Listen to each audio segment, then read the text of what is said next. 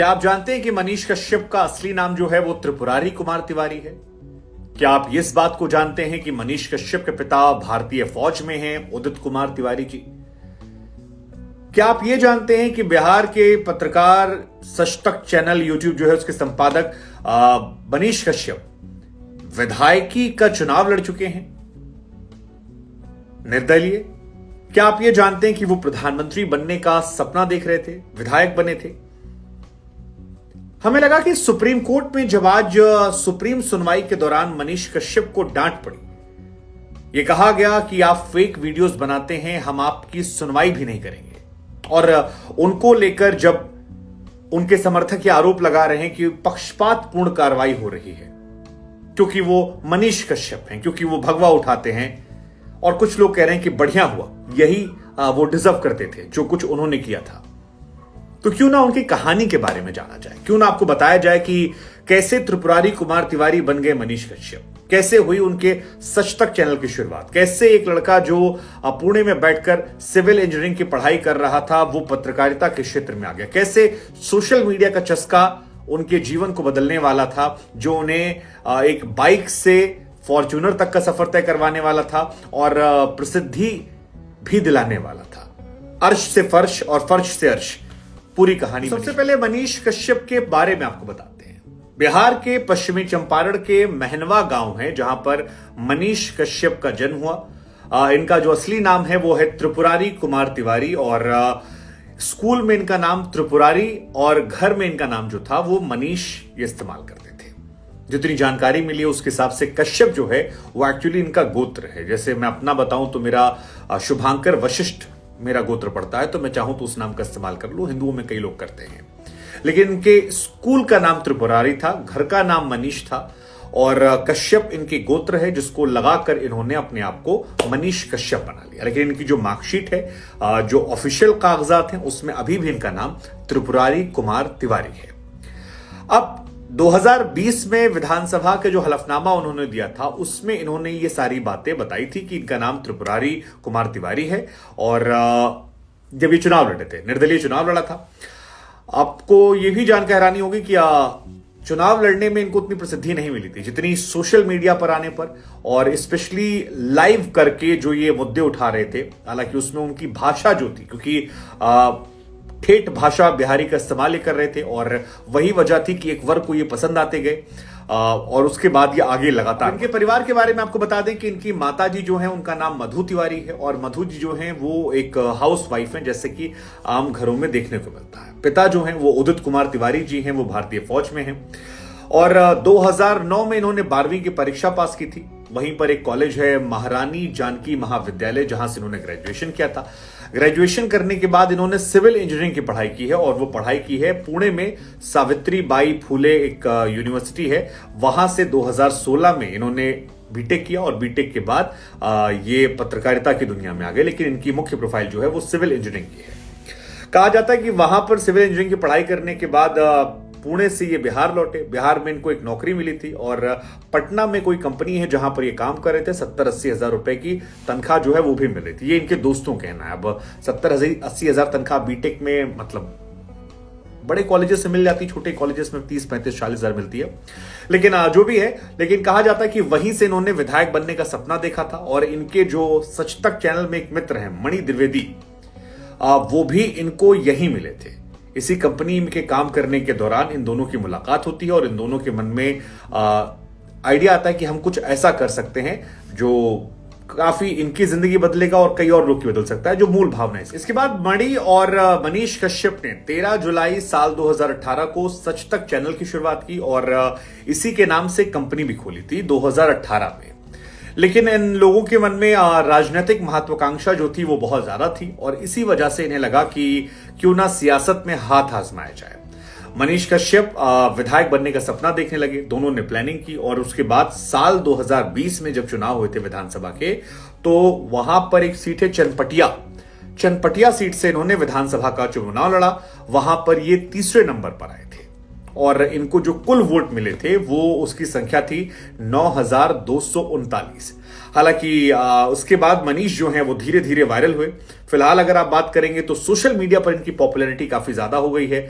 इनका जो चैनल है उसके यूट्यूब पर 6 मिलियन से ज्यादा फॉलोअर हैं, तकरीबन आप 61 लाख कह लीजिए, और फेसबुक पर जो फॉलोअर की संख्या है वो 40 लाख के ऊपर, यानी 4 मिलियन के ऊपर फॉलोअर इनके फिलहाल इन दोनों सोशल मीडिया प्लेटफॉर्म पर हैं। ट्विटर पर भी इनके कई फॉलोअर हैं। हालांकि आजकल इनके परिवार वाले बड़े दुखी हैं, क्योंकि तमाम लोग जो हैं वो इनके नाम से फर्जी चैनल बना ले रहे हैं और कुछ भी पोस्ट कर दे रहे हैं, और इनके परिवार का कहना है कि उसकी वजह से इनको परेशानी का सामना करना पड़ा। यहां तक कि सुप्रीम कोर्ट में जब आज सुनवाई हो रही थी तो उसमें एक एफआईआर, जो तीसरी एफआईआर बिहार सरकार की तरफ से, वो ट्विटर की एक पोस्ट को लेकर है, जिसमें दावा किया जा रहा है कि मनीष ने किया। मनीष के परिवार वाले कह रहे हैं कि वो किसी ने फर्जी आईडी। हालांकि एक दिलचस्प जानकारी हम आपको ये बता दें कि मनीष कश्यप ने लोकसभा चुनाव के लिए भी नामांकन दाखिल किया था, 2019 वाला चुनाव जो था, लेकिन उस चुनाव में उनका नामांकन किसी कारणवश रद्द हो गया, और इसके बाद 2020 में फिर वो नामांकन भरने आए, और जब नामांकन भरा तब वो जेल के अंदर मौजूद थे। तो जेल में वो मौजूद थे और वहीं से इनका नामांकन जो हुआ था। तो ये भी एक दिलचस्प इनके बारे में कहानी है, और शायद इन्हीं बातों को बिहार सरकार और तमिलनाडु पुलिस जो है वो सुप्रीम कोर्ट में बार बार रखने की कोशिश कर रही थी। वो समझाने की कोशिश कर रही थी कि पॉलिटिकल इनके एम्बिशंस हैं, इन्हें आप केवल जर्नलिस्ट के तौर पर मत देखिए, ये इलेक्शन लड़ चुके हैं। लेकिन इंजीनियरिंग, फिर जर्नलिज्म और पॉलिटिशियन बनना, और इसके बाद जेल जाना, ये सफर कैसे रहा, ये बड़ा दिलचस्प है। तो इसको लेकर जो जानकारी मिलकर आती है उसके मुताबिक इंजीनियरिंग के दौरान इन्होंने पुणे में एक बुलेट बाइक खरीद ली थी, और उसका बड़ा शौक था, और बुलेट से ही ये पुणे से गाड़ी चलाते पहुंचे। लेकिन कंस्ट्रक्शन कंपनी में नौकरी के दौरान मनीष कश्यप को सोशल मीडिया पर लाइव करने का शौक चढ़ा था, और अगर कोई परेशानी दिख रही है तो फेसबुक पर लाइव करके दिखा देना, या कहीं और यूट्यूब पर लाइव करके दिखा देना, वो इनका शौक चढ़ा। और कहा जाता है कि जब ये गांव जाते थे तो मान लीजिए कोई परेशानी हुई तो उसे सोशल मीडिया पर लाइव करके डाल दिया, ट्विटर पर डाल दिया। ये इनकी शुरुआत थी। अब क्योंकि मन में पॉलिटिशियन बनने का सपना था, सोशल मीडिया की समझ थी, तो दोनों का जो कॉकटेल था वो इनके लिए काफी ज्यादा फायदेमंद रहा, और वहीं से ये हिट हुआ। हालांकि हिट तो हो रहे थे, लेकिन मामला जो है यहीं से खराब भी हो रहा था। एक बैटरी कंपनी है पटना में, जिसके दफ्तर पहुंचकर मनीष कश्यप ने काफी हंगामा किया था, कहा था तुमको रेल देंगे, और कई सारे शब्दों का इस्तेमाल किया था, जिसका वीडियो सोशल मीडिया पर काफी वायरल हो गया था। ये हिट वहीं से हुए थे। कहा जाता उस वीडियो में थोड़े गाली गलौज के शब्द के थे, और लाइव वीडियो शेयर किया, तोड़फोड़ हुई, मुकदमा दर्ज हुआ, वीडियो काफी ज्यादा वायरल हुआ। फिर निजी कंपनी की सर्विस से लेकर उस दौरान मुख्यमंत्री और सरकार को लेकर कई सारे गंभीर सवाल वहां खड़े हो गए थे। वीडियो खूब वायरल हुआ, लेकिन जो वो कंपनी थी उसने इनके ऊपर मुकदमा ठोक दिया।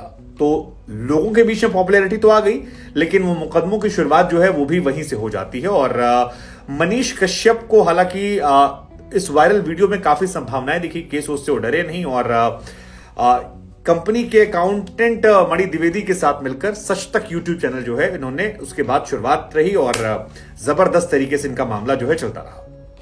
तो आपने हमको बताया था कि 2018 में इन लोगों ने मिलकर सच तक चैनल बनाया था, और सच न्यूज के नाम से एक कंपनी थी जिसकी शुरुआत हुई थी। लेकिन जो पहला इनका वीडियो हिट हुआ था वो यही वाला वीडियो था, पटना में बैटरी कंपनी वाला, और ठेठ बिहारी अंदाज में इन्होंने उसमें अपना बात रखी, और कई सारे शब्दों का इस्तेमाल किया, और लोगों को बड़ा पसंद आया कि यार एक देसी आदमी है जो बड़े बिंदास तरीके से सारी बात रखता है, डरता नहीं है और बेबाकी से रखता है। और ये इसके बाद मनीष कश्यप ने ऐसे बहुत सारे वीडियोस बनाए, जैसे कि सड़क को लेकर हुए, नाले को लेकर हुए, सड़क नाला को लेकर हुए, ठेठ बिहारी अंदाज में सरकार पर तीखे सवाल बोलते हुए, और ये वीडियो सोशल मीडिया पर छाने लगे। कहा जाता है कि प्रसिद्धि जो है वहीं से आने लगी, इंटरनेट पर लोग इसे शेयर करने लगे, फेसबुक और बाकी प्लेटफॉर्म पर। तो वैसे भी जो रॉ वीडियोस होते हैं जिसमें एकदम ठेठ ओरिजिनलिटी आती है, उसको शेयर करते और इनके वीडियोस आने लगे।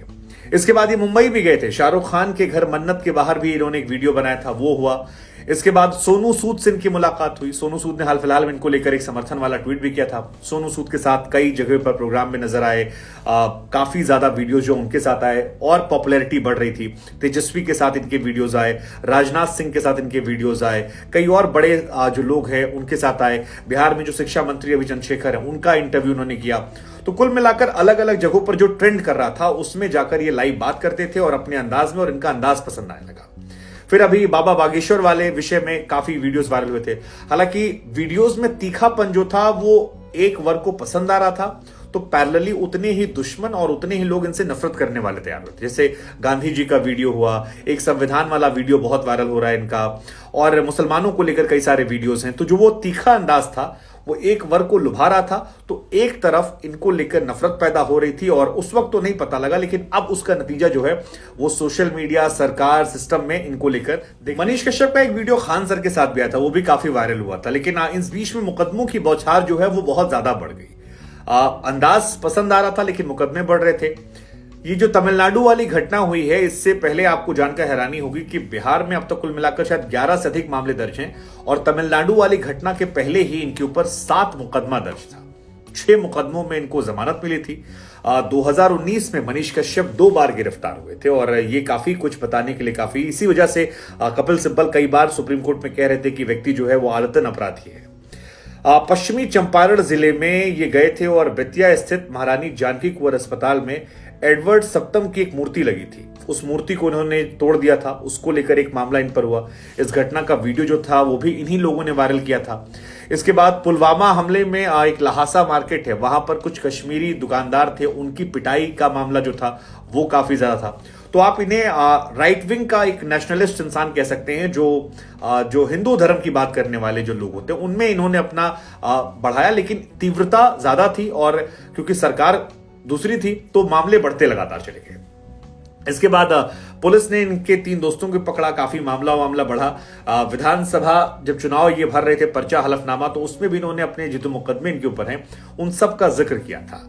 इनके दोस्त कहते हैं कि इनके अंदर राजनीतिक तमन्ना इतनी है कि प्रधानमंत्री बनने का इनकी तमन्ना है। हालांकि प्रसिद्धि के साथ साथ विवाद, आरोप, मुकदमे ये भी बढ़ रहे थे। एक और मामला जो मनीष कश्यप को काफी प्रसिद्धि दे गया था वो था अयांश का मामला। पटना में एक लड़का जो गंभीर बीमारी से जूझ रहा था, उसको लेकर क्राउड फंडिंग होती है और कहा जाता है कि उस मामले में मनीष कश्यप के खूब फॉलोअर बढ़ गए थे, जबरदस्त फॉलोअर बढ़े थे।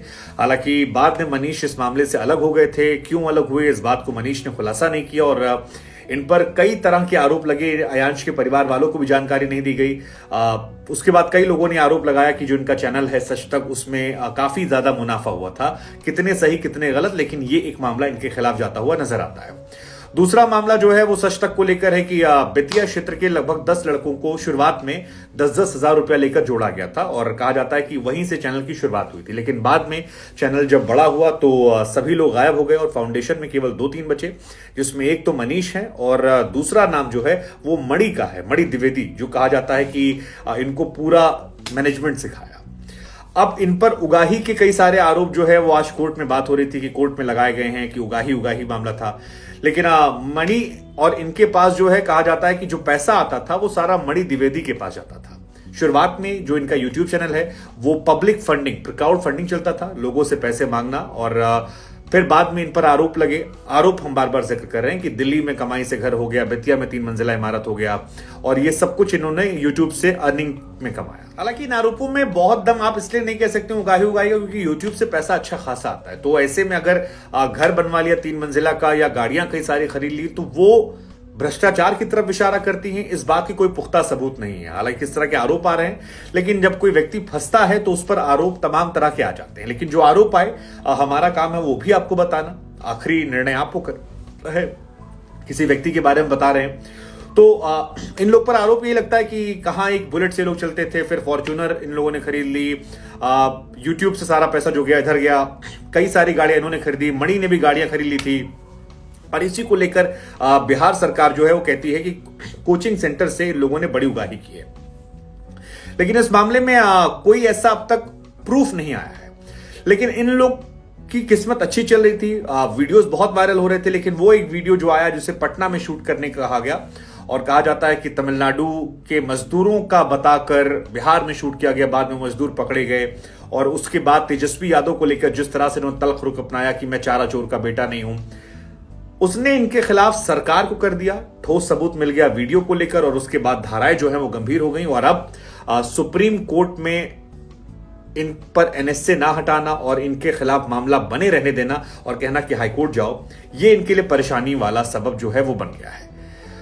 मनीष कब रिहा होंगे पता नहीं, मनीष का क्या होगा पता नहीं, लेकिन कई लोगों का मानना है कि मनीष कश्यप का पॉलिटिकल करियर जो है वो अच्छा हो जाएगा। इस घटना के बाद वो राइट विंग के एक बड़े नेता के तौर पर निकल आएंगे। बहुत सारे लोगों का यह मानना है कि पॉलिटिक्स में अगर ये आएंगे तो जो इन्होंने इस बीच में कमाया है, जेल जाकर जितनी सिंपैथी मिली है, राइट विंग का जितना सहयोग मिला है, वो सारा चला जाएगा। कुछ लोगों का मानना है कि ये नफरत फैलाने वाले हैं तो इनका भविष्य बहुत नहीं है। सरकार जो है बिहार में तेजस्वी यादव की, वो इनको भी फंसाए रहेगी, निकलने नहीं देगी, ग्रिल किया जाएगा, तमिलनाडु में फंसे रहेंगे और कोर्ट कचहरी के मामले में ही फंसे रहें, तो इसीलिए एनएसए लगाया गया, क्योंकि एनएसए के तहत आप कम से कम 1 साल तो अंदर ही रह सकते हो। और इतने मुकदमे ठोक दी जा रहे हैं कोचिंग सेंटर से उगाही से लेकर फेक ट्वीट से लेकर फेक वीडियो, कि इनका निकलना मुश्किल हो जाएगा और धीरे धीरे इनका साथ लोग छोड़ रहे हैं। लेकिन जो भी है, इनकी कहानी तो दिलचस्प है और कहानी में बहुत सारे सबक भी हैं, बहुत सारी सीख भी है, बहुत सारी चीजें भी हैं। आज भारत में ये टॉप ट्रेंड पर ट्विटर पे थे, जो दर्शाता है कि इनका फैन बेस बहुत ज्यादा है। भारत में अभी भी जो टॉप जर्नलिस्ट हैं जो यूट्यूब पर एक्टिव हैं, उनमें जो पत्रकार हैं उनसे अभी भी इनके 1 मिलियन ज्यादा हैं। तो ये टीम एफर्ट है, एक वर्ग का समर्थन तो है ही, लेकिन इसका भविष्य क्या है ये सोचने वाली बात है। लेकिन हम आप पर छोड़ देते हैं कि ये सही है गलत है। कहानी जो है वो हमने आपको सुनाई, अंतिम फैसला आप कीजिए, इनके साथ सही हो रहा है गलत हो रहा है।